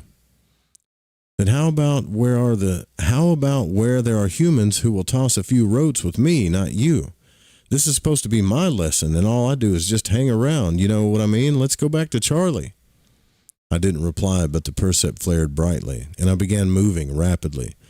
I was positive where our last visit should take place, and I led us to the very outer fringes of the outermost ring, where the haze has gone quite thin. The rim had a glow to it as we approached, and as we entered, the glow broke down into soft individual light sources, those who resided here.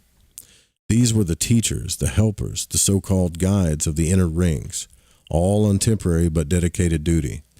I had one ident in particular, and I honed in on it, with BB following. It was only moments later that we eased to a stop. One form broke away from a group and approached us.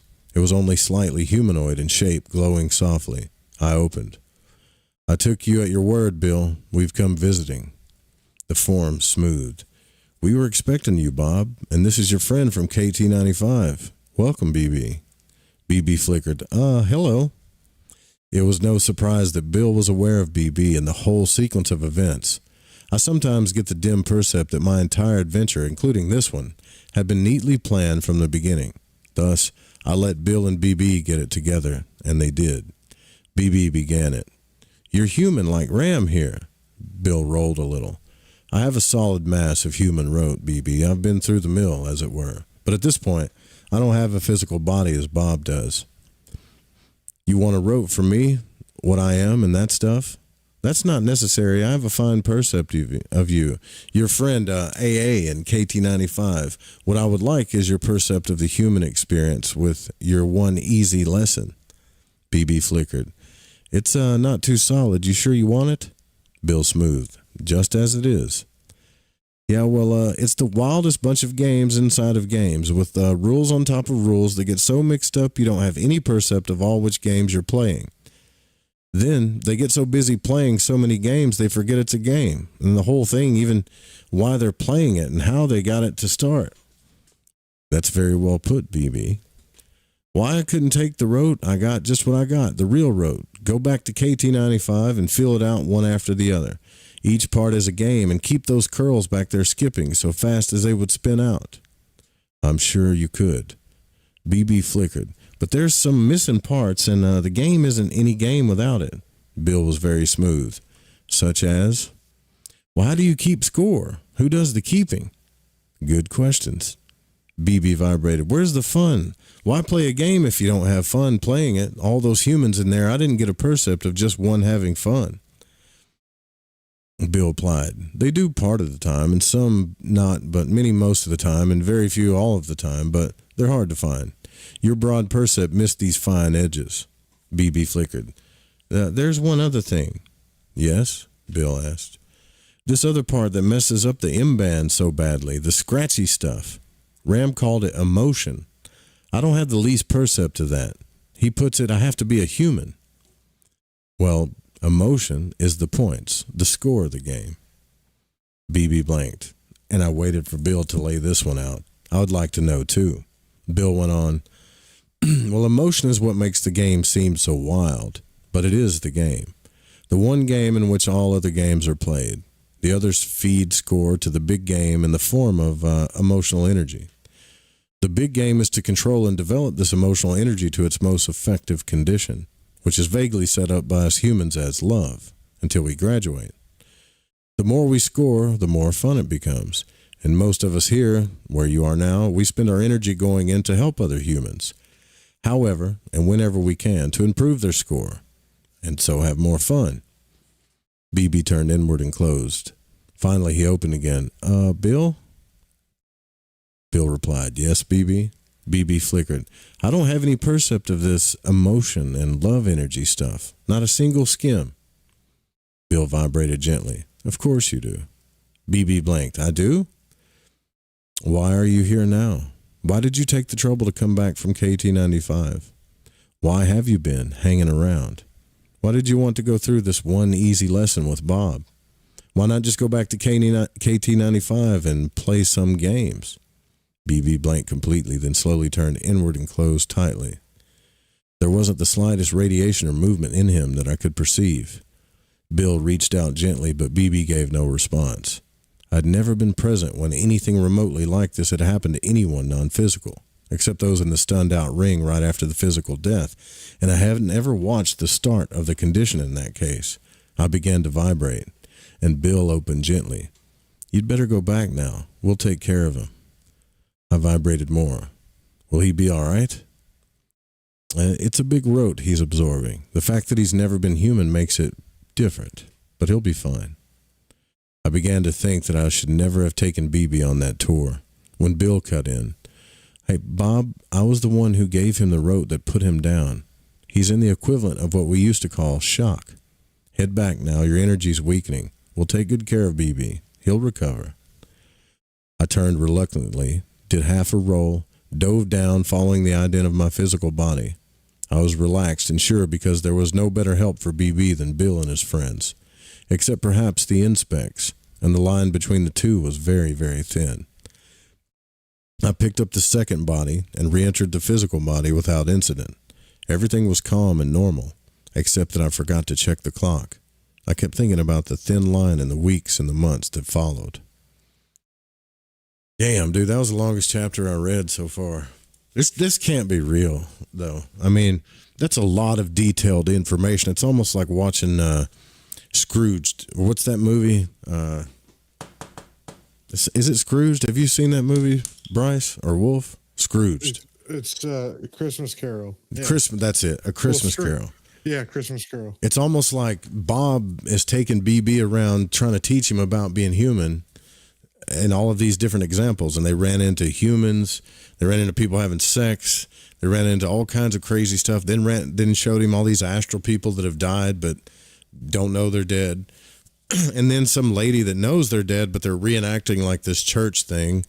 And then takes him to Bill, who's trying to teach him about love or whatever that energy is, and he doesn't even know what it is. And then when it hits him, like BB's all messed up.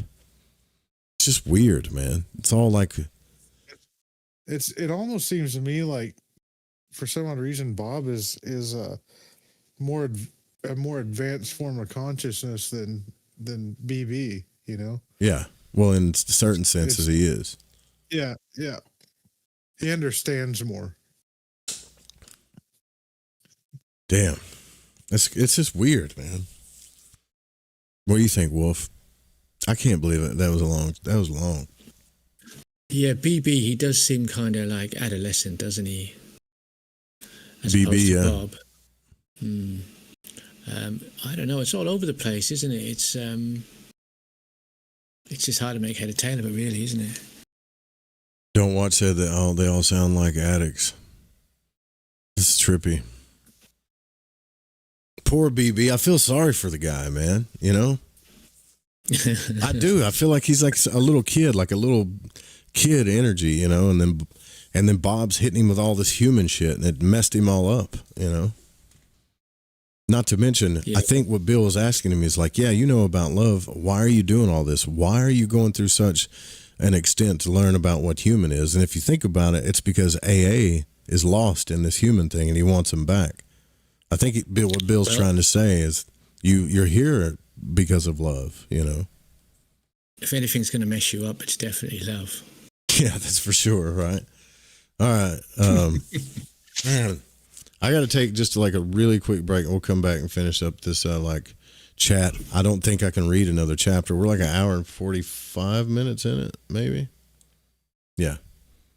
Anyway, if you're listening on the Fringe FM, you're getting the audio version, baby. Keep it tuned in on the Fringe FM. Keep it turned on, and I'll try to do the same for you.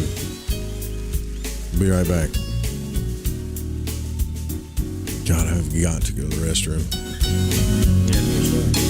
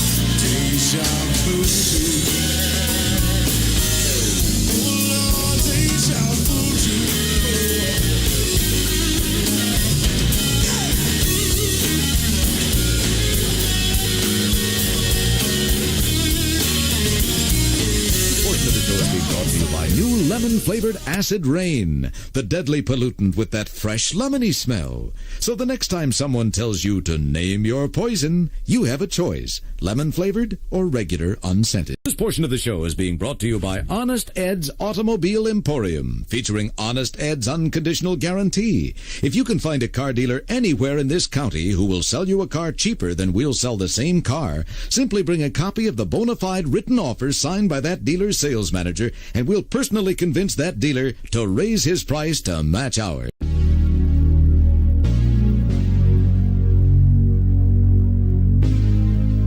All right. Guys, that chapter was long. Reading Journeys Out of the Body here October the 1st on Wednesday, live here on the Fringe FM. I think the next one's called Promised Plan, but it's a pretty long one. But at least we're not leaving off as depressed as we were last night talking about all the loose stuff, right? Like, it's kind of cool listening to Robert Monroe explain to an entity that was never human, like what human life is all about, and then taking him to another, like, I guess, advisor. I don't know. This Bill guy came out of nowhere, you know? Takes him to this other advisor who says that they help humans and stuff. So it isn't all bad. And I guess if you still want to go to heaven in the traditional sense, you can always join that church wherever that church lady's from, something like that. It just seems. And then the other thing too, Wolf, that I wanted to mention to you and Bryce both is that the guy he ran into that was just, that sounded pretty cool. Like if that's real, where you could, like after you die, you can just go to some place and create a scenario like that and just stay there. That'd be pretty dope. If that's real. You know, I just might stay there for a long time. Yeah, right. Like I don't think I'd want to leave. That'd be my heaven. A little Fiji type hut next to the ocean. Maybe surf the waves a little bit. There's a lot to this after you leave the earth thing, isn't there? A lot. There is. And it sounded like he was going to be able to choose his next life. I mean, what's that about? Yeah, it does, doesn't it? Huh. I'm here's the other thing too, guys. The people that have been what's up, El Natural? Good to see you. Don't watch it. That's deep. Yeah. And there's other people in the chat. Sorry if I haven't mentioned you or not yet. Mike, what's up, Mike? But the thing is like, we're almost done with book 2. You realize that, right? There's one more Robert Monroe text after this, and this one has gone by. It's almost like either I'm getting so involved in them or somebody is, hell, I don't know, but they're so freaking interesting, aren't they? Like, to me, this is just super interesting. And yes, there's a part of my head that's like, it could all be bullshit, but I don't think so. I mean, as far as like Robert Monroe's experience, I don't think it's bullshit.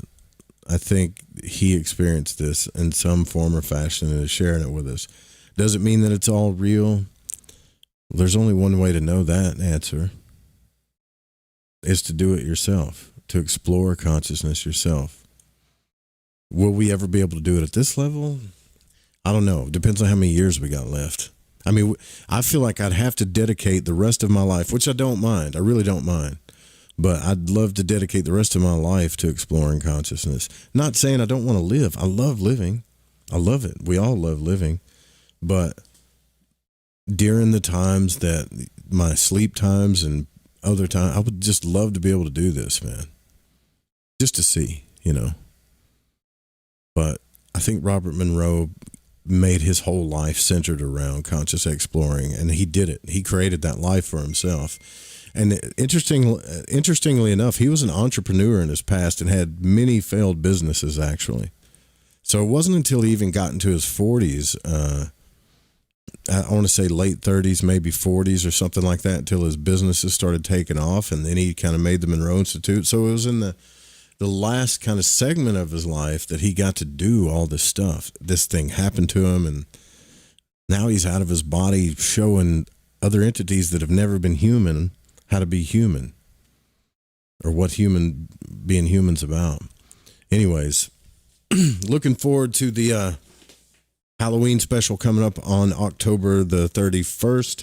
What I'm feeling like we might do depends on what you guys want. I do want to broadcast the day before and just keep the broadcast going like all the way through the day before Halloween. Maybe even do something special in between. Maybe not even sleep. I don't know. But Dan Beer said, I don't think it's bullshit. I don't either. You have to ask that question, though, to yourself, right? Like you do. You have to ask that question. It sounded like he was laying some pipe on that dude there for a minute, but maybe that's just me and my subconscious mind. Could be. I don't think so, though.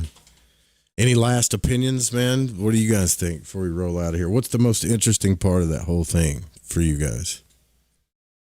Don't all jump in at once here. What's the most interesting part for you, Wolf?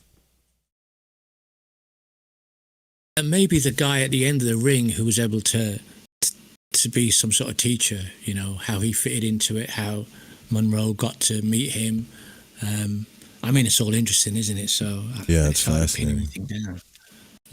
But I was thinking there, you know, like William Bullman and a lot of the other people that have written books on it, I don't think any of them have kind of described the experiences like this, have they? Buellman kind of does, actually, but not to this like detail at all. Yeah, you know? Yeah. I think William Buellman's story kind of runs right along with Robert Monroe's story, you know. But not as extreme. Yeah. What do you like best, Bryce? Being able to create your own like hermit place out and after you die? Is that what I definitely do like that, but I just like I'm on the same page with Wolf. As I like the idea that he's a teacher, that he can teach this being that's never been human, but that's supposedly an advanced form of consciousness. You know, maybe not. Maybe you have to be human to be more advanced. Who knows? Can you imagine? Maybe that's what it's like without the limits of your physical body. You could just take in all kinds of different conscious percepts, create your own reality. Travel around rings, go to KT95, go hang out with Bill, do whatever you want, just soak up information. But I still think no matter how, I just have this weird feeling, like no matter how magnificent all of it would be, how crazy, how in-depth, how scary, how dynamic it would all be, some part of me would want to go back and be a human again and just be like physical again, be able to eat like pizza again, you know. Experience stuff for real, physically. That nostalgia of it, I bet, brings them back. Kind of sad though, listening to people cry about their kids and stuff, but you know, they're just not aware that they're where they're at. That's kind of the sad part, I think. But I think this story gets better, it gets more interesting, and we are going to follow it all the way to the end. Make sure that you guys give us your feedback about the station. Like I said, we're programming new stuff into the radio station, and we could go live at any point in time. Could be the witching hour, 3 a.m, 10 a.m. You never know, and we're just going to pop on live, and there's music and talk shows and Alan Watts stuff and Manly P. Hall stuff and all kinds of cool stuff on the Fringe FM radio. So tune in there when we're not here. Catch us in the Discord, and yeah, we'll be back tomorrow night, same time, same channel. I appreciate you guys letting me take a late break. Night night, y'all. Sweet dreams. Take care of yourselves. Take care of each other.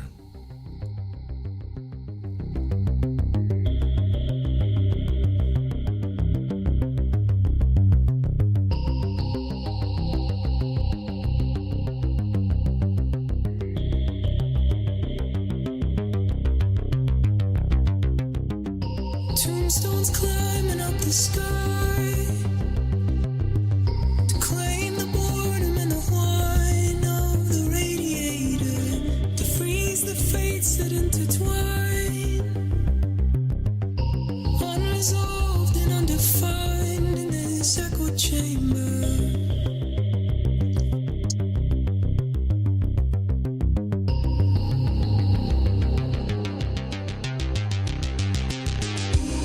You've given up the ghost. Just like Lazarus, you'll know there's an operator, some strange passenger inside. To that strange power I'm resigned like an iron anchor.